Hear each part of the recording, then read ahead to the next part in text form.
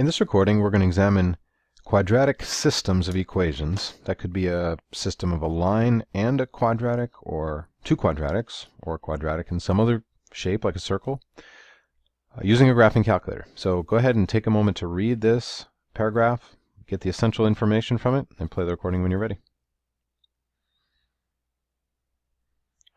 Okay, so hopefully you picked up on the fact that we've got two parabolas involved that are, we're trying to find the intersection point of them.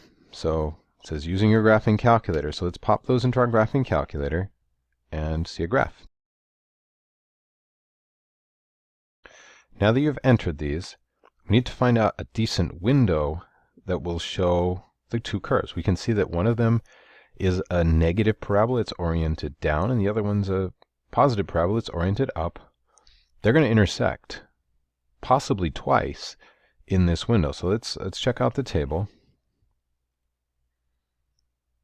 Okay, so we can see, well, I see that the red function is less than the purple function to a certain point, and then they're even. That should give me a clue. And the purple function starts being negative after about 5, x equals 5. So I'm looking at the biggest y value that I see within the interval 0 to 5, and it looks like about 600.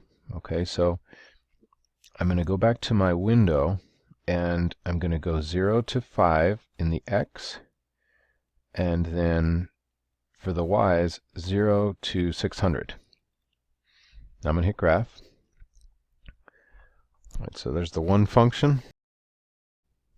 All right, so now I simply need to do second calc intersect. I already had a pretty good idea based on the table, right? For this, you can hit first curve. Yes, that is the first curve. If it enters second curve, yes, that is my second curve. My guess, well, that's 1, that's 2. So anywhere near 2, I can hit enter. Just press 2 and hit enter. And in fact, it was at 2. It's at the point x equals 2, y equals 300. Let's take a screenshot of that. Okay, so go ahead and make your sketch. Play the recording when you're ready. Okay, so hopefully you made your sketch, including all kinds of stuff like axes labels. Because we have two curves on the same axes, you better label which one is which as well. Now you might say, how do I know which one's which? Well, you should know which one is the one that's oriented up and which one's the one that's oriented down. Make sure you get labels. So we made the sketch, and it says include the sketch, the window values, the procedure used to determine your solutions or obtain your solutions. So first of all, our solution is right here. It's the point 2, 300.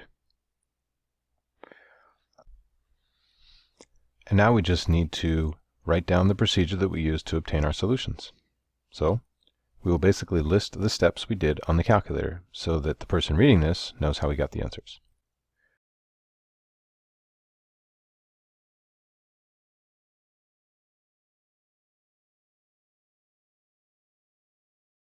Thanks for watching.